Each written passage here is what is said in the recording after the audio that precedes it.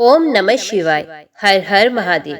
सकन जी कहते हैं, मुने, मोक्ष लक्ष्मी विलास नामक प्रसाद बन जाने पर महादेव जी ने विरज पीठ से चलकर अंतर्ग्रह में प्रवेश किया। कार्तिक शुक्ल प्रतिपदा को अनुराधा नक्षत्र से युक्त बुधवार के दिन जब चंद्रमा सप्तम राशि पर थे और शेष ग्रह भी उच्च स्थानों में स्थित थे, उस समय भगवान शंकर ने नूतन प्रसाद में प्रवेश किया। प्रवेश काल में नाना प्रकार के बाजे बज रहे थे।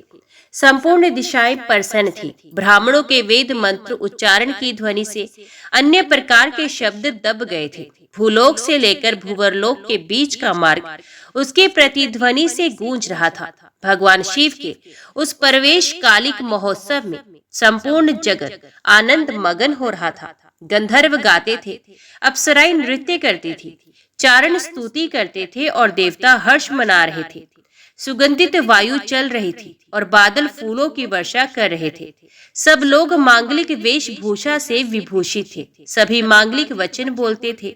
स्थावर और जंगम सभी प्रकार के जीव आनंद में मगन थे। तदंतर ब्रह्मा जी ने महर्षियों के साथ आकर पार्वती के साथ शुभ सिंहासन पर बैठे हुए तथा कुमार वृंद से घिरे हुए देवादिदेव महादेव जी का अभिषेक किया।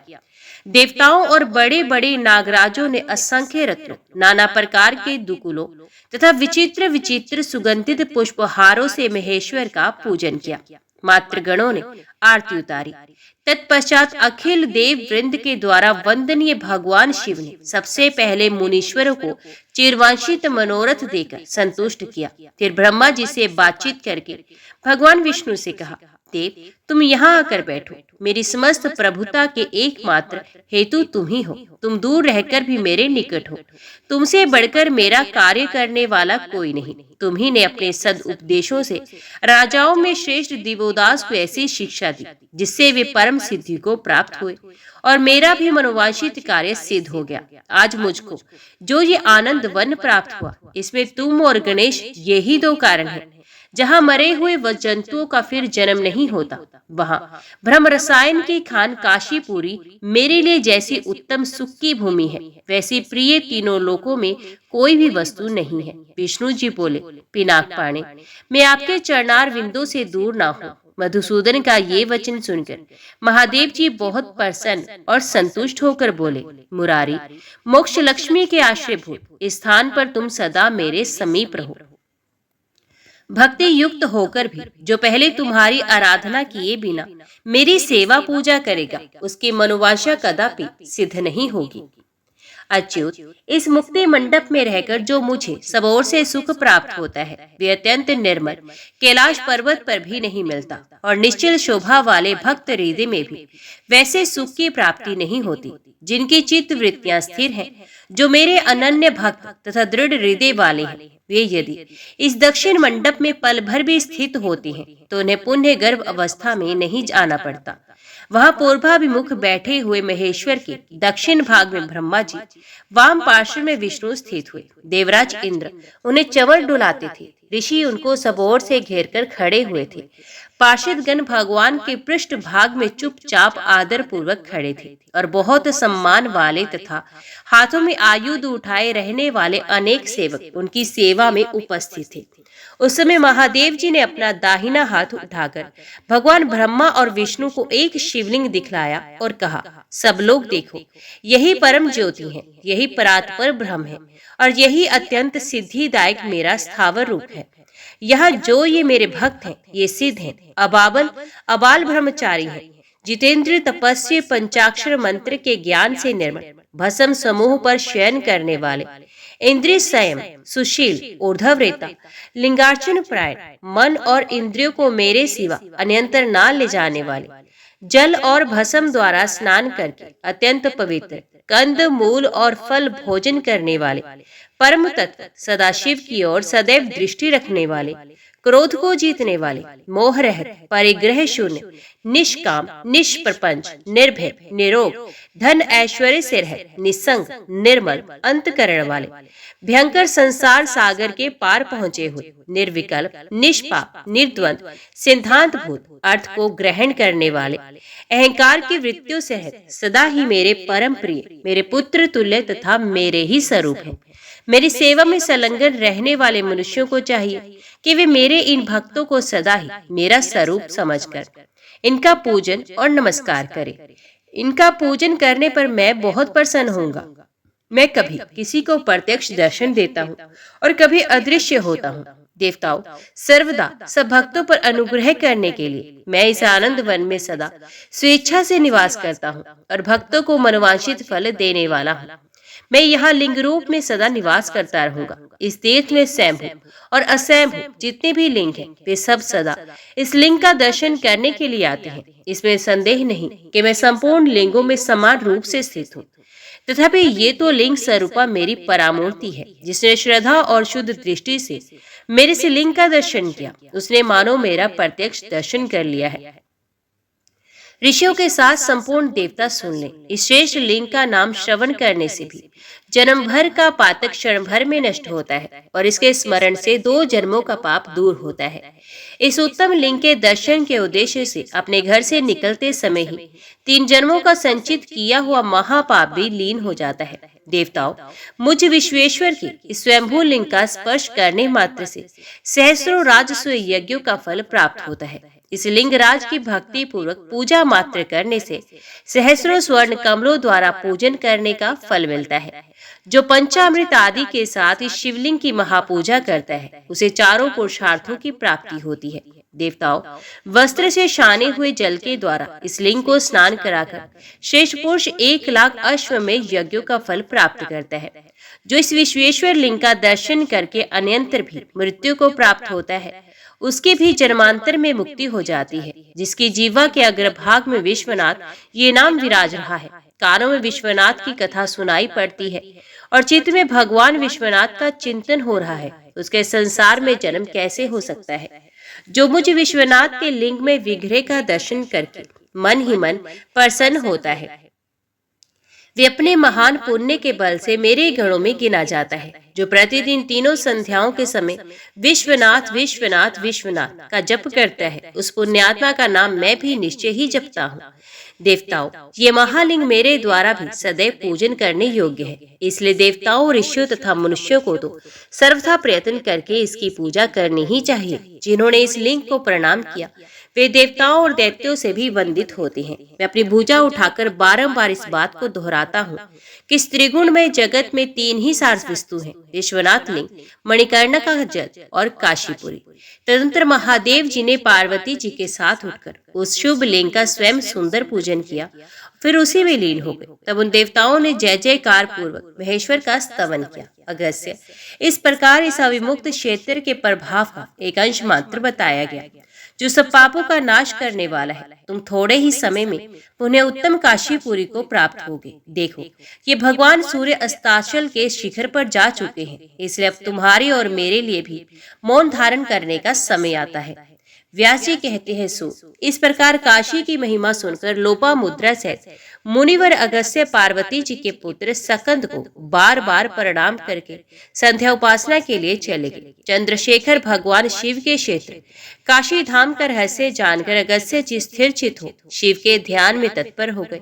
सूत, इस आनंद वन की बड़ी भारी महिमा है। कौन ऐसा मनुष्य है जो सैकड़ों वर्षों में भी इसकी महिमा का वर्णन कर सकता है। परमात्मा शिव ने पार्वती जी से काशी का जैसा महात्म्य कहा था, वैसा ही सकंद ने भी महर्षि अगस्त्य को सुनाया था। फिर उसी प्रसंग को मैंने तुम्हारे और शुकदेव आदि के आगे भली भांति कहा है। सत्यवती नंदन, सिद्धि की इच्छा रखने वाले मनुष्यों के हित के लिए आप काशी यात्रा के क्रम का वर्णन कीजिए। व्यास जी ने कहा, महाप्राज्ञ सूत, ध्यान देकर सुनिए। यात्री को सबसे पहले चक्र पुष्करणी मणिकर्णिका के जल में वस्त्र सहित स्नान करना चाहिए। फिर देवताओं, ऋषियों, पितरों तथा ब्राह्मणों एवं याचकों को तृप्त करके आदित्य, द्रौपदी, विष्णु, दंडपाणि और महेश्वर को नमस्कार करे। तत्पश्चात ढूंढेराज गणेश का दर्शन करने के लिए जाए। उसके बाद ज्ञान वापी में आचमन करके नंदिकेश्वर का पूजन करे। साथ ही तारकेश्वर की पूजा करके महाकालेश्वर का भी पूजन करे। तदंतर पुण्य दंडपाणि का दर्शन करे। ये पंचतीर्थी यात्रा कहलाती है। महान फल की इच्छा रखने वाले पुरुषों को प्रतिदिन यात्रा करनी चाहिए। इसके बाद विश्वनाथ की यात्रा करें, जो समस्त प्रयोजनों की सिद्धि करने वाली है।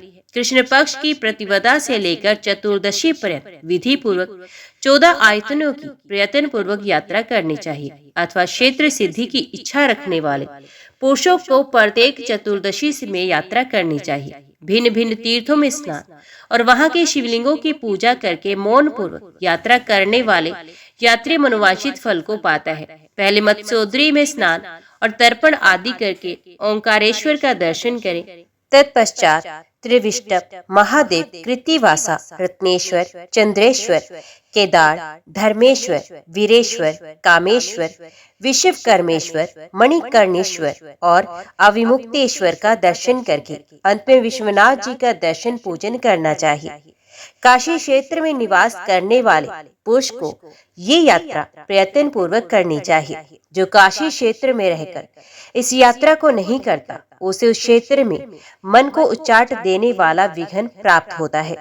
इन विघ्नों की शांति के लिए अन्य 8 स्थानों की यात्रा करनी चाहिए, जिनके नाम इस प्रकार हैं: दक्षेश्वर, पार्वतीश्वर, पशुपतीश्वर, गंगेश्वर, नर्मदेश्वर, गबसतीश्वर, सतीश्वर और 8वें तारकेश्वर। प्रत्येक अष्टमी को विशेष रूप से इन लिंगों का दर्शन करना चाहिए। ये दर्शन बड़े बड़े पापों की शांति करने वाला होता है। एक दूसरी भी शुभ यात्रा है जो सदा योग और क्षेम की सिद्धि करने वाली है। ये संपूर्ण विघ्नों का निवारण करने वाली भी है। काशी क्षेत्र के निवासियों को वे यात्रा अवश्य ही करनी चाहिए। प्रथम वर्ण में स्नान करके शैलेश्वर का दर्शन करें, फिर संगम में स्नान करके संगमेश्वर का दर्शन पूजन करें। तत्पश्चात सबलीन तीर्थ में भलीभांति स्नान करके सबलीनेश्वर का दर्शन करें। उसके बाद मंदाकिनी तीर्थ में स्नान करके मधमेश्वर का दर्शन करें। हिरण्यगर्भ तीर्थ में स्नान तर्पण आदि जल क्रिया करके हिरण्यगर्भेश्वर का दर्शन करें। तदंतर मणिकर्णिका में स्नान करके ईशानेश्वर का कूप में स्पर्श एवं आचमन करके गोप्रेक्षवर का कापिले कुंड में स्नान करके विश्व ध्वज का उपशांत कुंभ में जल क्रीड़ा करके उपशांतेश्वर का तथा पंचचूड़ा कुंड में स्नान करके ज्येष्ठ स्थान का दर्शन एवं पूजन करें। फिर चतुर समुद्र में स्नान करके महादेव का पूजन करें। महादेव के आगे जो बावड़ी है उसमें स्नान करके फिर शुक्रेश्वर का दर्शन करना चाहिए। वहीं कूप में स्नान और तर्पण आदि कार्य भी पूरा करना चाहिए। तदंतर दंड खात तीर्थ में स्नान करके व्याघ्रेश्वर का पूजन करें। फिर शौनकेश्वर कुंड में स्नान करके जम्बुकेश्वर महालिंग की आराधना करें। इस यात्रा को पूर्ण करके मनुष्य संसार रूपी दुख सागर में फिर कभी जन्म नहीं लेता। ये यात्रा कृष्ण प्रतिपदा से आरंभ करके चतुर्दशी तक क्रम से करनी चाहिए। इसे कर लेने पर पुनः संसार में जन्म नहीं होता। इसके सिवा 11 मंदिरों की एक यात्रा और है जो करने ही योग्य है। आग्नेध्र कुंड में भली भांति स्नान करके आग्नेध्रेश्वर का दर्शन करें। उसके बाद उर्वशीश्वर तीर्थ में जाए। फिर वहां से नकुलीश्वर का दर्शन करके आषाढ़ीश्वर का दर्शन करें। तत्पश्चात भारभूतेश्वर, लांगलीश्वर तथा त्रिपुरांतक का दर्शन करके मन प्रकामेश्वर और प्रीतिकेश्वर तीर्थ में जाए। वहां से मदालेश्वर और तिलपनेश्वर की यात्रा करें। इस प्रकार इन 11 लिंगों की प्रयत्न पूर्वक यात्रा करनी चाहिए। इस यात्रा को करने वाला पुरुष रुद्र तव को प्राप्त होता है। इसके बाद मैं परम उत्तम गौरी यात्रा का वर्णन करता हूँ। शुक्ल पक्ष की तृतीया को की हुई ये यात्रा सब ओर से समृद्धि देने वाली है। गोप्रेक्ष तीर्थ में स्नान करके मुख निर्मालिका गौरी के समीप जाए। फिर ज्येष्ठ वापी में स्नान करके मनुष्य ज्येष्ठा गौरी की आराधना करे। तत्पश्चात ज्ञान वापी में स्नान करके और तर्पण आदि करके सौभाग्य गौरी की पूजा करें। फिर वहीं जल संबंधी कार्य करके श्रृंगार गौरी की अर्चना करें। उसके बाद विशाल गंगा में स्नान करके विशालाक्षी देवी का दर्शन करने के लिए जाएं। तदंतर ललिता तीर्थ में भलीभांति स्नान करके ललिता देवी की पूजा करें। तत्पश्चात भवानी तीर्थ में स्नान करके भवानी का पूजन करें।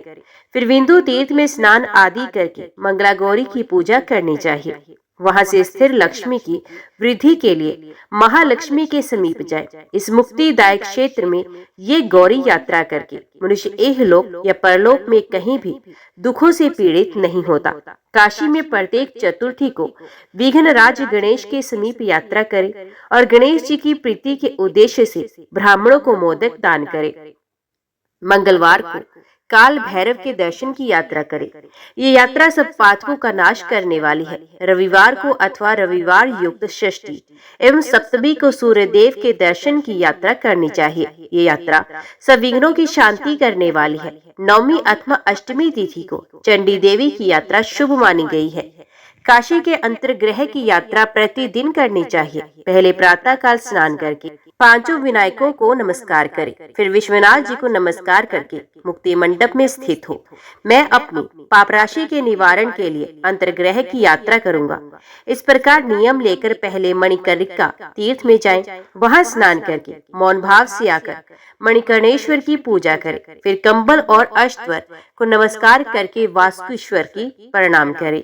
तत्पश्चात पर्वतेश्वर का दर्शन करके गंगा केशव का दर्शन करें। फिर ललिता देवी का दर्शन करके जरासंधेश्वर का नमस्कार करें। वहां से सोमनाथ और वाहरेश्वर का दर्शन करने के लिए जाएं। तत्पश्चात ब्रह्मेश्वर, अगस्तीश्वर, कश्यपेश्वर, हरिकेशव को नमस्कार करके वैद्यनाथ का दर्शन करें।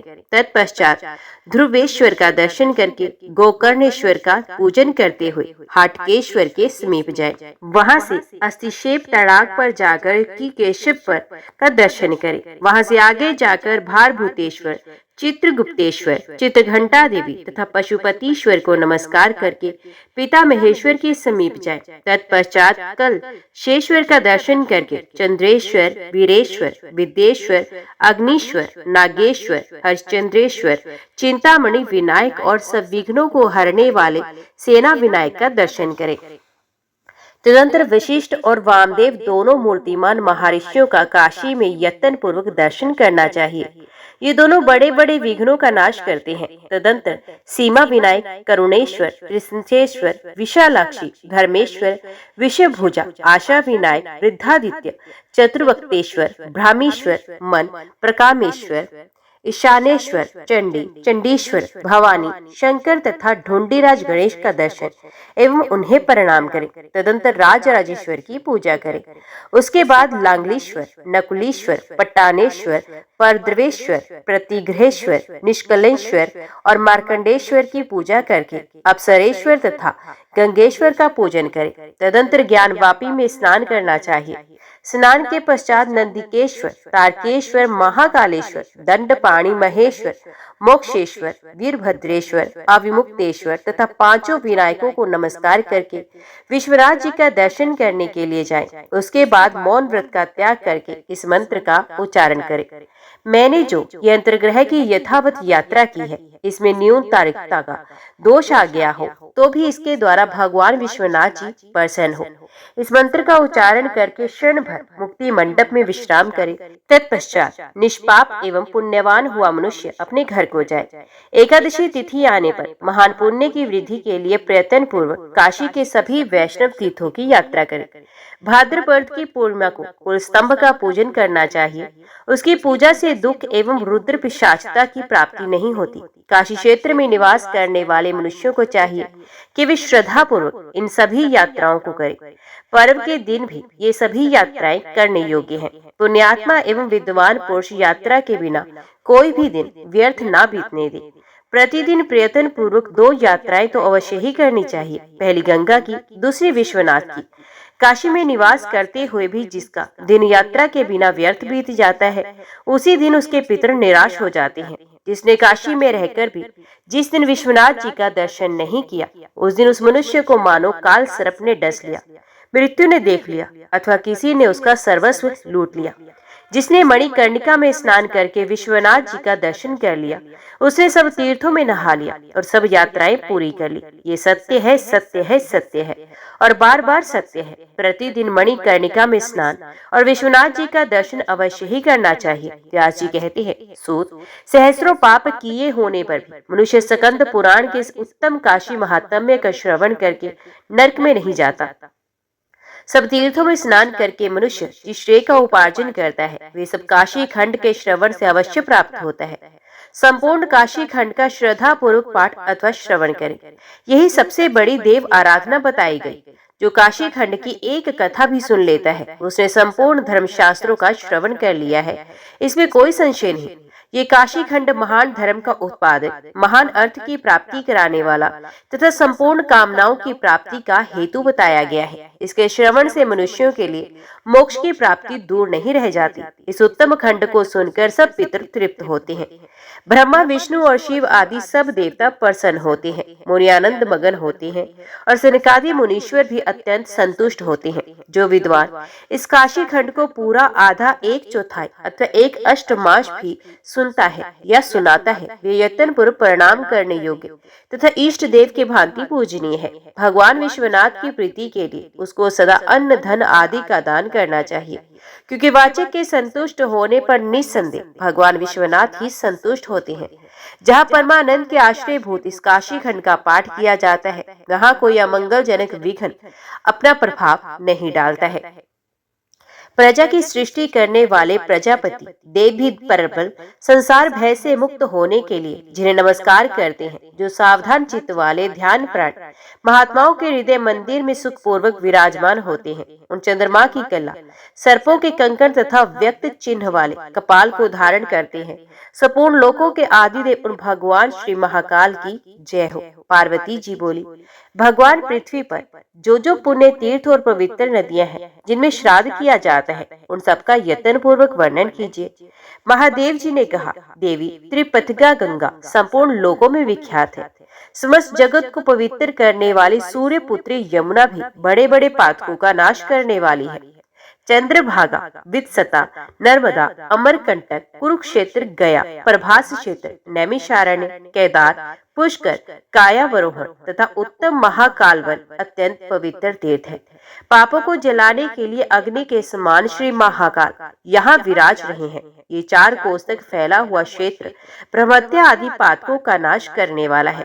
पार्वती जी बोली, महेश्वर आप इस महाकाल क्षेत्र का महात्म्य कहिए। महादेव जी ने कहा, देवी महाकाल क्षेत्र समस्त पातकों का नाश करने वाला आदि क्षेत्र है। श्री मेरु पर्वत के समीप जो परमात्मा ब्रह्मा जी का वैराज नामक भवन है, वहाँ कांतिमती नाम वाली सभा देवताओं को हर्ष प्रदान करने वाली है। एक समय ब्रह्मा जी ने के मानस पुत्र वागीश्वर सनत कुमार जी उस सभा में बैठकर भगवान शंकर की आराधना में लगे हुए थे। उसी समय पराशर नंदन श्री कृष्ण देवपायन व्यास उन्हें प्रणाम करके उनसे महाकाल का महात्म्य पूछते हुए बोले, भगवान महाकाल वन सबसे श्रेष्ठ क्यों कहा जाता है और इसे गृह वन, पीठ स्थान तथा ऊसर भूमि क्यों कहा गया है? सनत कुमार जी बोले, यहाँ सब पातक क्षीण हो जाते हैं, इसलिए इसे क्षेत्र कहते हैं।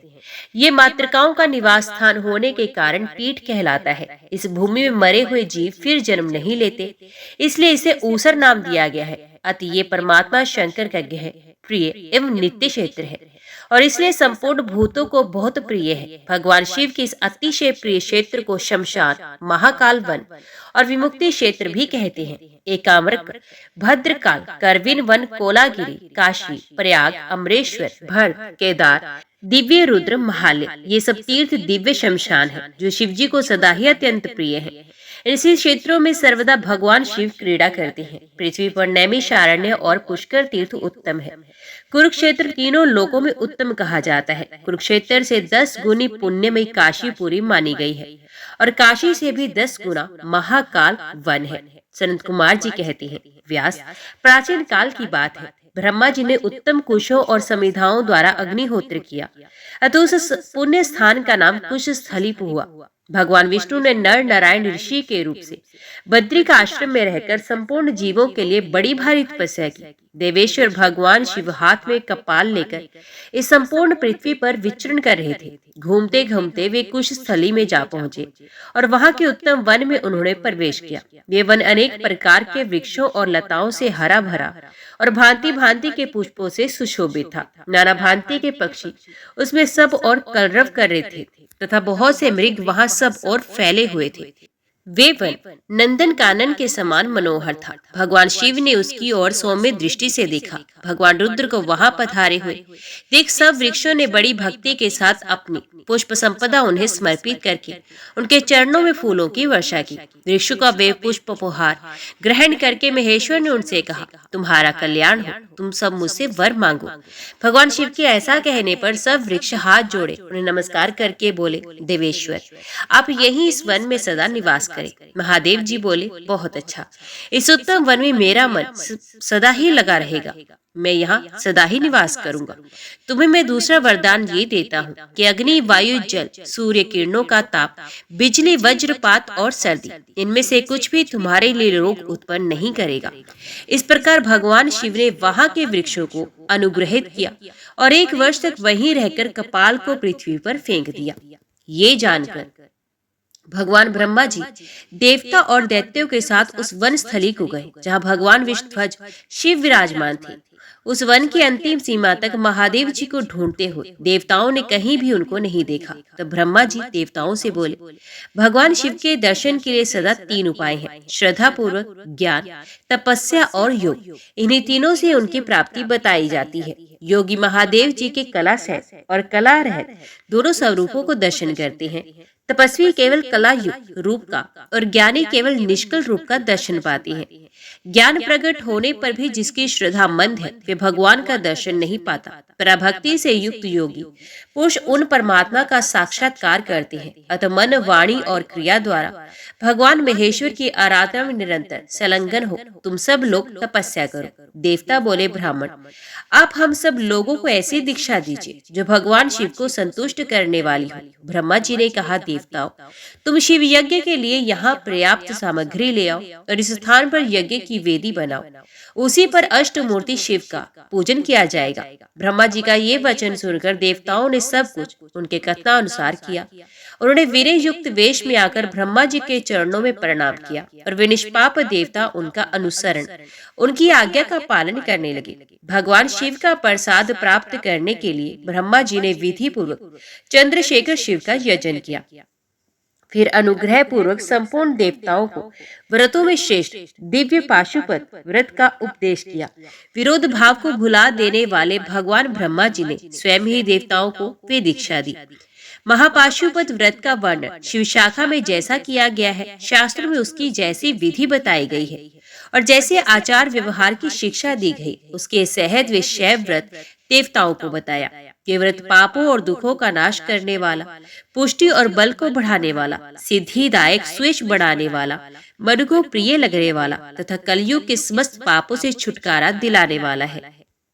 इस व्रत को धारण करने वाले मनुष्यों को भस्म स्नान करते हुए एकाग्रचित, जितेंद्रिय, शांत और दान भाव से रहना चाहिए तथा कमंडलू धारण करना, रुद्राक्ष पहनना तथा अशुभ दर्शन, असत आलाप और आसक्ति आदि से रहित होकर रहना चाहिए। ब्रह्मा जी की आज्ञा से सब देवताओं ने इसी प्रकार व्रत धारण करके उस वन में उमापति महादेव जी की आराधना की। वे सभी पराभक्ति से युक्त हो उत्तम विधि का पालन करते हुए दीर्घ काल तक भगवान का ध्यान करते रहे। रुद्र के ध्यान की अग्नि से उनके समस्त पाप दग्ध हो गए और वे अपूर्व शोभा एवं दीप्ति से संपन्न हो गए।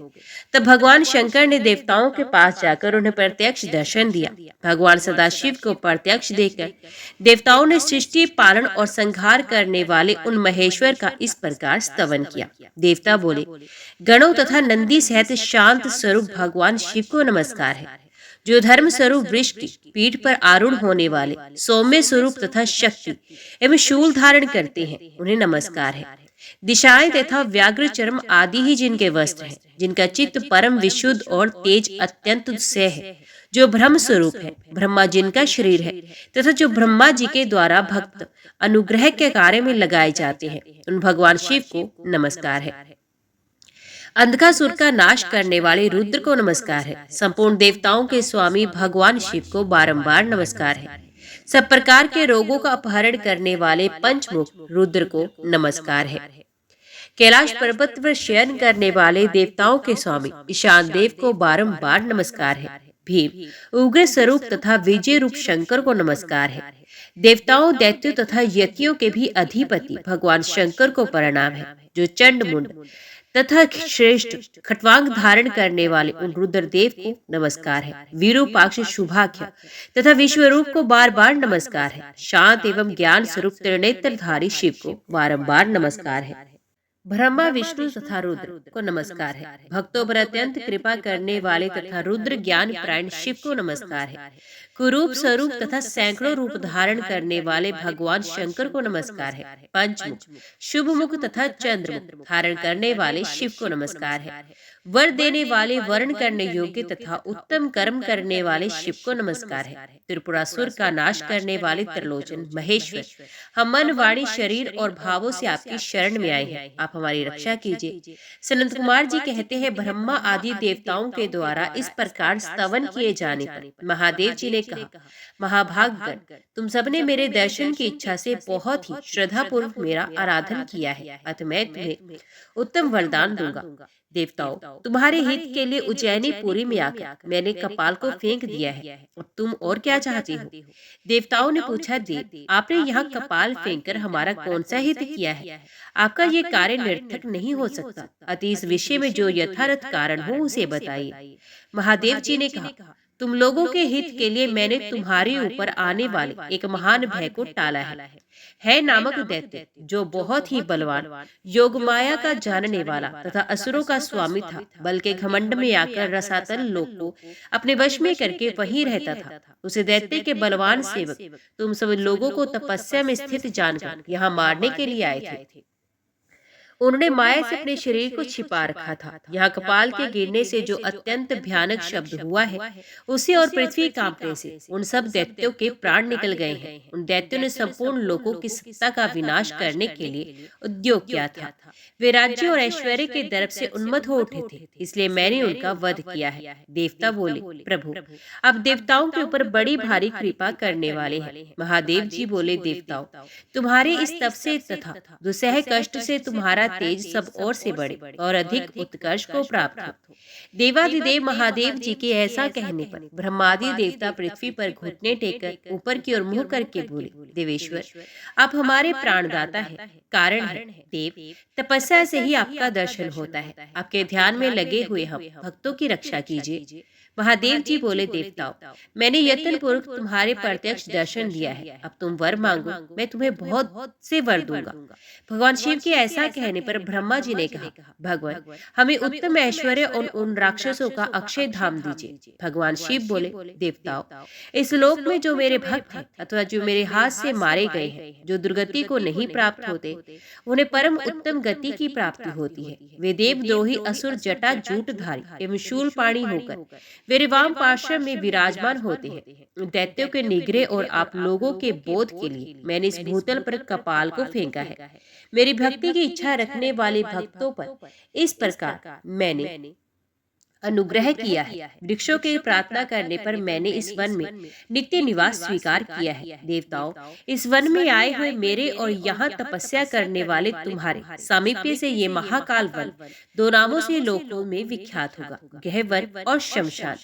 ये तीर्थ सब क्षेत्रों में श्रेष्ठ एवं महान है। मैंने कपाल व्रतचर्या का वर्णन इस प्रकार किया है। कपाल पात्र में भोजन करे, कपाल व्रत को ही आभूषण की भांति धारण करे, हाथ में कपाल लिए रहे, सदा संतोष पूर्वक रहे और नियम पूर्वक भिक्षा अन्न का आहार करे, शमशान में निवास करे, समस्त प्राणियों के प्रति प्रसन्न रहे, प्रिय और अप्रिय की प्राप्ति में संभाव रखे, सब अंगों को भस्म से विभूषित करें, विशेषत ज्ञानवान और जितेंद्रिय हो, सब प्रकार की आसक्तियों को त्याग दे, मिट्टी, भस्म और जलमात्र का संग्रह करें, सदा योग युक्त रहे, नित्य निरंतर जप करें, श्रेष्ठ आसन को जीते, पवित्र तीर्थ में आश्रम बनाकर रहे, धीरे धीरे इष्ट देव में चित्त को एकाग्र करें। यही लोकातीत उत्तम ज्ञान एवं महापाशुपत व्रत है। पूर्व काल में कपाल व्रत का आश्रय लेकर मैंने स्वयं इसका पालन किया। कपाल व्रत परम गोपनीय, पवित्र एवं पापनाशक है। कपाल व्रत कठिनता से धारण करने योग्य और परम अद्भुत है। महापाशुपत व्रत धारण करने वाले एक महात्मा को जो श्रद्धा पूर्वक भोजन कराता है, उसे करोड़ों वेद वेता ब्राह्मणों को भोजन कराने का फल प्राप्त होता है। जो यतियों को कपाल पूर्णी भिक्षा देता है, वे सब पापों से मुक्त होकर कभी दुर्गति को नहीं प्राप्त होता। ये लोक और वेद में वंदित तथा देवताओं और दानवों द्वारा पूजित व्रत है। संपूर्ण भूतों को मोहने वाले इस कपाल व्रत को जो धारण करते हैं, वे मेरे समान होकर इस पृथ्वी पर विचरते हैं तथा इस दीक्षा और योग से समस्त प्राणियों को तारते हैं। पितामह, जैसे मैं संपूर्ण देवताओं का पूजनीय हूँ, उसी प्रकार ये महाव्रत संपूर्ण योगों से पूजनीय है। संसार के बंधन से छुटकारा दिलाने के लिए ये कल्याणमय व्रत परम पवित्र है, क्योंकि ये संपूर्ण धर्म के द्वारा मोक्ष का कारण है। जो अजितेंद्रिय पुरुष इस कपाल व्रत संन्यास को ग्रहण करके फिर छोड़ देता है, वे यमदूतों द्वारा शीघ्र ही रौरव नरक में डाला जाता है। जो भाव से इस व्रत की बात तो करता है, किंतु तद अनुकूल कर्म नहीं करता, वे राग युक्त चित्त वाला श्रृंगारी पुरुष धर्म को प्रिय नहीं है। जो इस व्रत को लेकर भी किसी एक स्थान पर ही भोजन करता है, मिठाइयां उड़ाता है, निष्कपट बातें जिसे अच्छी नहीं लगती, जो बुरे गांव और नगरों में रहता है, खेती और वाणिज्य व्यवसाय का सेवन करता है, इत्यादि दोषों से दूषित उस मिथ्याचारी के साथ वार्तालाप करने से भी मनुष्य नरकगामी होता है, क्योंकि मैं मेरे व्रत को कलंकित करने वाला है। सनत कुमार जी कहते हैं, ऐसा कहकर भगवान सदाशिव ने ब्रह्मा आदि देवताओं के साथ उस क्षेत्र को बसाया। श्रेष्ठ मुनिगण, इस आदि क्षेत्र को शमशान कहते हैं। जब भगवान शिव का निवास है, वे स्थान महाकाल वन कहलाता है। वे भूभाग भगवान शंकर के अनुग्रह का घर है, इसमें संशय नहीं है। मरणशील प्राणियों पर अनुग्रह करने के लिए इस क्षेत्र का प्रादुर्भाव हुआ। वहां स्वर्ण और मणि से निर्मित वेदी बनाई गई, जो सब ओर से परम सुंदर थी। 34 सुंदर कलश स्थापित किए, जो भरे हुए थे। वह वेदियों के चारों ओर 4 दरवाजे थे, जो होम अग्नि से तप रहे थे। उस स्थान पर रखे हुए घट नवोदित सूर्य की भांति दिखाई देते थे। ऐसे उत्तम महाकाल वन में भगवान शिव क्रीड़ा करते हैं। ये सब कुछ सत्ययुग में सबको प्रत्यक्ष दिखाई देता है। त्रेता में धर्म परायण तपस्वी ब्रह्मचारी भी भगवान को प्रत्यक्ष देखते हैं। द्वापर में धर्मात्मा और वैदिक ज्ञान से संपन्न पुरुष ही उन्हें देख पाते हैं, परंतु कलयुग में विशुद्ध विज्ञान से सुशोभित अधिक तपस्या वाले पुरुष ही महाकाल वन में शूलपट्टिशधारी देवाधिदेव भगवान महेश्वर का दर्शन कर पाते हैं, जो संपूर्ण लोकों पर अनुग्रह करने वाले हैं। व्यास, मैंने तुम्हें ये सब यथार्थ वृतांत बताया। भगवान शिव का ये स्थान विश्व विख्यात गुण गणों से पूजित है और सब दोषों का नाश करने वाला है। जो कल्याणमयी बुद्धि से युक्त मानव इहलोक में एकाग्रचित होकर इस स्थान के महात्म्य को पढ़ता अथवा सुनता है, वे देवताओं से अभिषिक्त एवं पूजित होकर भगवान शंकर के धाम को जाता है। व्यास जी ने पूछा, भगवान, महाकाल वन में रुद्रलोक की इच्छा रखने वाले उस क्षेत्र के निवासियों को किस विधि से रहना चाहिए? सनत कुमार जी ने कहा, व्यास, भगवान शंकर की भक्ति 3 प्रकार की है, मानसिक, वाचिक और कायिक, लौकिकी, वैदिकी और आध्यात्मिक। ये 3 भेद और भी हैं। ध्यान, धारणा और बुद्धि के द्वारा जो भगवान रुद्र के स्वरूपों को स्मरण करता है, वे रुद्र के प्रति भक्ति भाव को बढ़ाने वाली मानसिक भक्ति कहलाती है। स्तुति और कीर्तन आदि वाची की भक्ति के अंतर्गत है। इंद्रियों को रोककर संयम में रखने वाले पुरुषों द्वारा जो व्रत, उपवास और नियम आदि का पालन किया, ज्ञान और ध्यान में स्थित धर्मात्मा पुरुषों की वे भक्ति कायिक कही गई।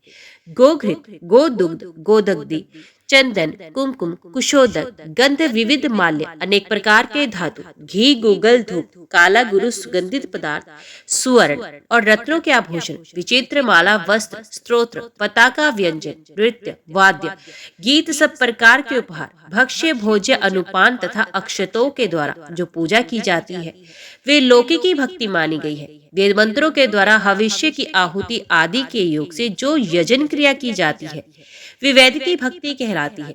मुनि, आध्यात्मिक की शक्ति शिव भक्ति 2 प्रकार की है, एक सांख्य भक्ति, दूसरी योग की भक्ति। अब इनका विभाग पूर्वक वर्णन सुनो। संख्या से प्रधान प्रकृति आदि तत्व 24 हैं। वे सभी अचेतन तथा चेतन के उपयोग में आने योग्य भोग्य है। इनसे भिन्न पुरुष 25वां तत्व है। वे चेतन एवं भोक्ता है। भगवान रुद्र 26वें तत्व है। वे कर्ता सर्वज्ञ चेतन और सबके स्वामी है। अव्यक्त प्रकृति नित्य अनादि एवं अजन्मा है तथा पुरुष उसका अधिष्ठाता और प्रेरक है। वे व्यक्त और नित्य है। महेश्वर इन सबके कारण है। पहले 24 तत्वों की सृष्टि हुई, फिर उन्हीं तत्वों से पंचभूतों की सृष्टि हुई। प्रधान या प्रकृति त्रिगुणात्मक है। भगवान रुद्र का पुरुष के साथ साधर्म है। चैतन्य रूप धर्म दोनों में समान रूप से है, परंतु प्रधान तत्व जड़ होने के कारण उनसे विपरीत धर्म वाला है। वे रुद्र की इच्छा संकल्प शक्ति के अनुसार भौतिक जगत का कारण होता है। सर्वत्र रुद्र में ही कर्तव्य है।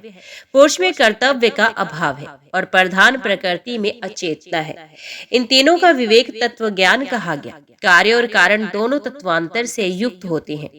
प्रेरक तत्व में जो विलक्षणता है उसको जानकर रुद्र तत्वार्थ का विचार करने वाले पुरुष तत्वों की संख्या निश्चित करते हैं। इस प्रकार रुद्र के यथार्थ स्वरूप का विवेचन तथा तत्वों की तात्विक संख्या बताएगी। सांख्य मत में रुद्र के स्वरूप का ये चिंतन ही विद्वानों द्वारा आध्यात्मिक संख्या भक्ति बताई गई।